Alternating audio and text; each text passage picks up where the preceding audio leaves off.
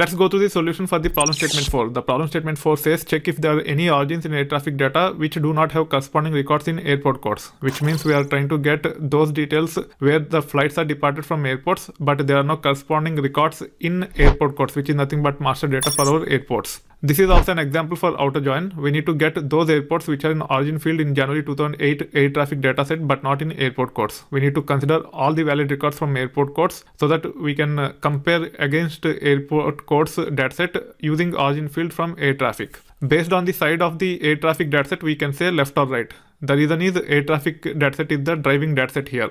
We are trying to get those airport details which are in air traffic but not in airport codes, and hence it will become the driving table. Based upon the side of it, we have to specify left or right. In this case, we'll be invoking join using air traffic dataset, and hence we'll use left auto join. We will say air traffic dot join of airport codes. As we are invoking join using air traffic, we have to say left. We'll also apply distinct on origin before performing left auto join, because we don't need to consider all the records. We just have to get distinct origin, and then using those distinct origins, we should be able to perform outer join onto airport codes to get those airport details which are there in air traffic but not in airport codes. Let's get to the solution. This will take care of creating an object by name Spark, which holds the Spark session. You can actually set Spark SQL shuffle partitions to 2 like this, because we are dealing with a small dataset and we don't want to use too many resources to shuffle. These 2 cells will take care of reading the Parquet files from this location and create the data frame by name air traffic.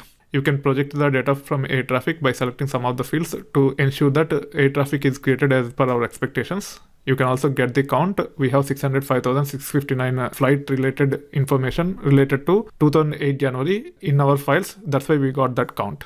Now these 2 cells will take care of, actually these 3 cells will take care of creating the function to return valid airport codes considering any duplicates. Airport codes will be the data frame which contain all the valid airports. If you compare with the previous examples, in the previous examples, we have seen additional condition to compare with US with respect to country, but now we do not have that condition because we are interested in all the airports, not just US related airports. So airport codes will contain all the valid airports. You can get the count of them. We have 524 such airports. Now you can get distinct origins from air traffic using this logic. You can see some of the origins here. You can also get the count. Let me see if I have count here.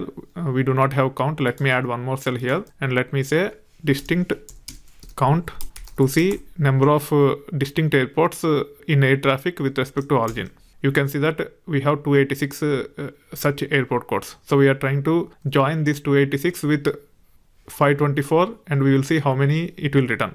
And also we are interested in only those airports which are in air traffic but not in airport codes. Now let's scroll down. You can see the join condition here.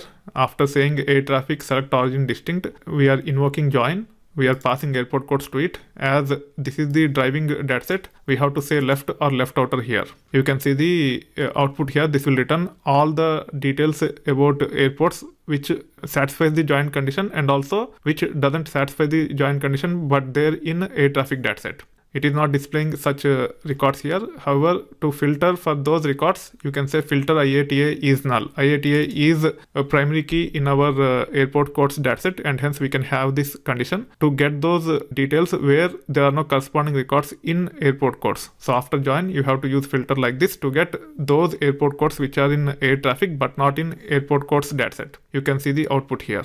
If you look at the count, we have 16 such airports where we have flights departed from in the month of 2008 January, but there are no corresponding records in the master data, which is nothing but airport codes. This is how you should be able to come up with solutions for such kind of problems.